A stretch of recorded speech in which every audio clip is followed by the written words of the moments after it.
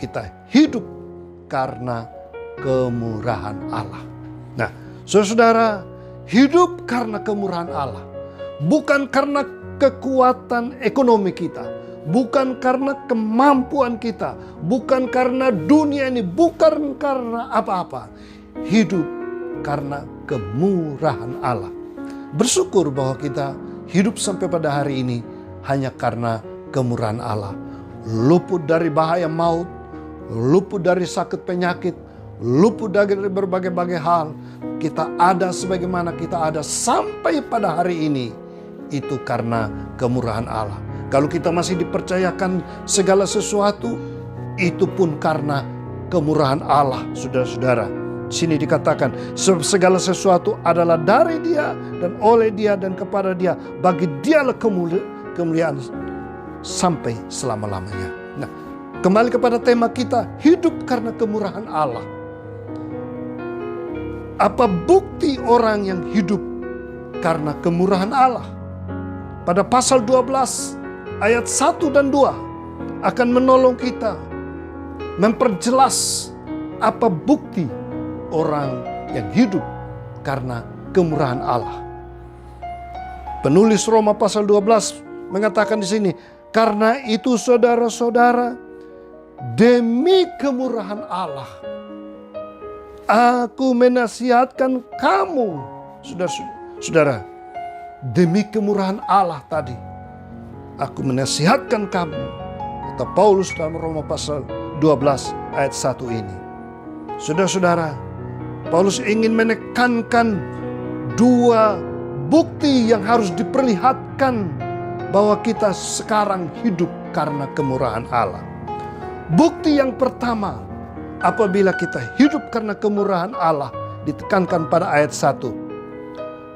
Karena itu saudara-saudara, demi kemurahan Allah aku menasihatkan kamu supaya kamu mempersembahkan tubuhmu sebagai persembahan yang hidup, yang kudus dan yang berkenan kepada Allah. Itu adalah ibadahmu yang sejati.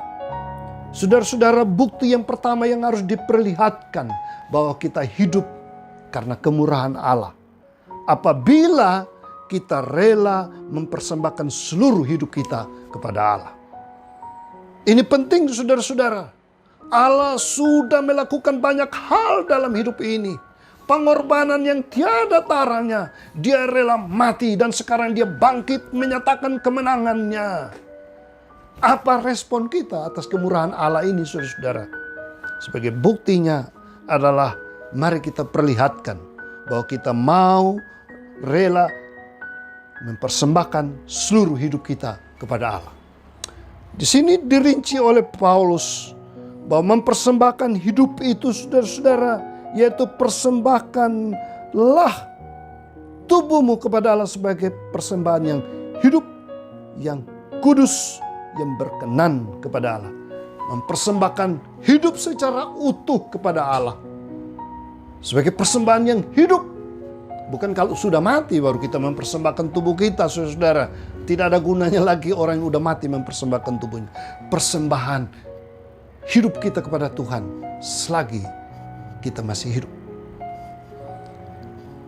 Persembahkanlah yang hidup, yang kudus. Yang kudus. Bukan dikuasai lagi oleh dosa. Dosa telah sirna, dosa telah dipatahkan, telah dikalahkan. Sekarang kita hidup bagi Allah, saudara-saudara. Sebagai persembahan yang kudus, tanpa cacat dan celah.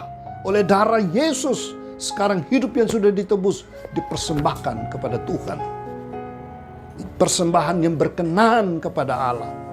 Saudara, persembahan yang berkenan, kita ingat persembahan Kain dan Habel, anaknya Adam. Ada satu yang berkenan dan satu yang tidak berkenan. Dua-dua mau mempersembahkan kepada Allah.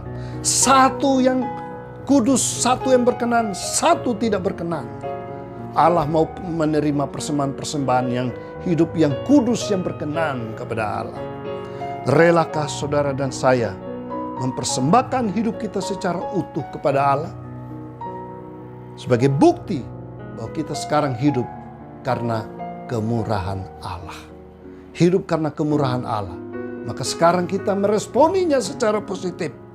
Tanggapan secara positif, yaitu rela mempersembahkan kembali hidup ini kepada Allah. Seperti Paulus juga pernah mengatakan bahwa hidupku ini bukannya aku lagi.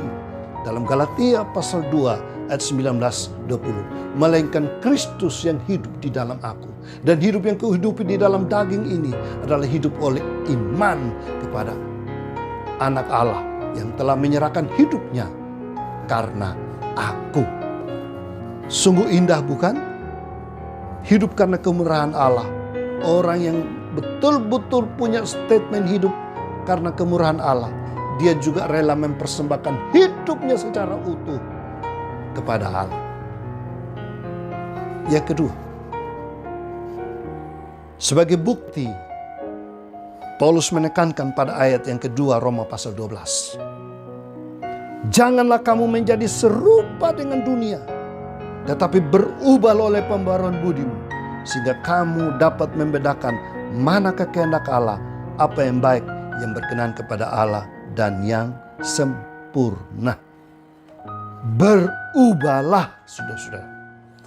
Kata berubahlah ini menyangkut totalitas kehidupan kita harus berubah, saudara-saudara. Pertama, kita sudah rela mempersembahkan hidup kepada Tuhan. Sekarang kita juga harus mengalami perubahan hidup terus-menerus. Barang siapa ada dalam Kristus, dia adalah ciptaan yang baru. 2 Korintus 5 ayat 17. Yang lama berlalu, yang baru sudah datang. Mengalami perubahan di dalam Kristus. Perubahan yang terus-menerus. Bukan sekali terjadi, saudara-saudara. Tapi terus ada pembaharuan dalam hidup kita dari hari ke hari. Semakin hari semakin lebih baik. Semakin hari semakin berubah di dalam Tuhan. Apa yang harus diubah, saudara-saudara? Kita karena hidup karena kemurahan Allah ini. Mari kita mengalami perubahan-perubahan ini, saudara-saudara. Perubahan itu menyangkut 3 aspek dalam hidup ini. Yang pertama, perubahan mindset kita. Perubahan komitmen hati kita. Perubahan sikap hidup kita, saudara-saudara. Oh, change of your life. Perubahan dalam seluruh kehidupan kita. Change of your mind. Rubah cara pikir kita, mindset kita, cara berpikir kita. Change of your heart. Ubah komitmen hidup kita, ubah hati kita. And change your attitude. Ubah perilaku kita, ubah sikap kita.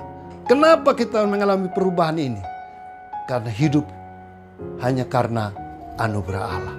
Mari kita responi kebangkitan Kristus yang merupakan kemurahan Allah ini dengan mengalami perubahan demi perubahan dalam hidup ini. Rindu ke saudara terus-menerus diubah oleh Tuhan? Izinkanlah Tuhan terus merubah kehidupan kita, saudara-saudara. Tuhan punya cara juga untuk merubah kita. Kita harus berubah. Jangan menjadi serupa dengan dunia dalam cara berpikir. Jangan menjadi serupa dengan dunia dalam perilaku kehidupan. Jangan menjadi serupa dengan dunia dalam hal-hal yang tidak memuliakan Tuhan. Karena itu semangat kebangkitan Kristus memotivasi kita, mendorong kita untuk terus mengalami perubahan demi perubahan. Semakin bertambah umur, harusnya kita semakin berubah. Semakin menjadi anak Tuhan, semakin lama semakin berubah. Dan itulah yang Tuhan kehendaki. Berita Paskah kita dengar tahun demi tahun. Apakah kita sudah mengalami perubahan? Tahun ini biarlah menjadi tahun perubahan lagi bagi kita. Bila di antara kita ada yang belum sungguh-sungguh mempersembahkan hidupnya secara total kepada Tuhan, persembahkanlah hidupmu kepada Allah. Jangan tunda-tunda lagi, selagi masih ada kesempatan. Bila belum ada yang mengalami perubahan, mari alamilah perubahan di dalam Tuhan. Selagi masih ada kesempatan. Indah bukan rencana Tuhan dalam hidup ini? Saudara dan saya hidup karena anugerah Tuhan. Jangan sia-siakan kemurahan Tuhan. Jangan sia-siakan kebaikan hati Tuhan. Jangan sia-siakan pengorbanan Tuhan. Jangan sia-siakan kuasa kebangkitan Tuhan. Dia mau menjamah kita.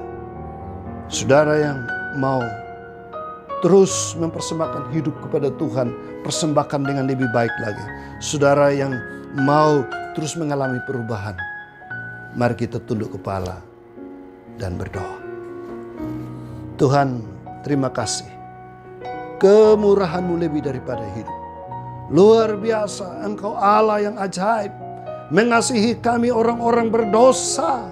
Datang mencari menyelamatkan kami. Dan sungguh kebangkitan Kristus sebagai bukti kemenangan Kristus atas kuasa dosa yang mengikat seluruh umat manusia kehidupan kami sehingga menjadi tidak layak, tidak berguna, yang akan dibinasakan oleh murka Allah. Tapi karena kemurahan-Mu kami diselamatkan. Karena kemurahan-Mu kami sudah dibebaskan dari kuasa setan. Setan telah dikalahkan. Karena kemurahan-Mu maut telah dikalahkan. Tidak ada kematian lagi bagi kami, tapi yang adalah kehidupan kekal menanti setiap kami. Kami bangga dan bersyukur punya Allah yang datang mengerjakan 3 pembebasan ajaib. Bebas dari dosa, bebas dari kuasa setan, bebas dari maut. Hari ini kami meresponinya Tuhan, dengan tetap menampilkan kehidupan kami, mempersembahkan hidup kepada Tuhan. Persembahkan secara utuh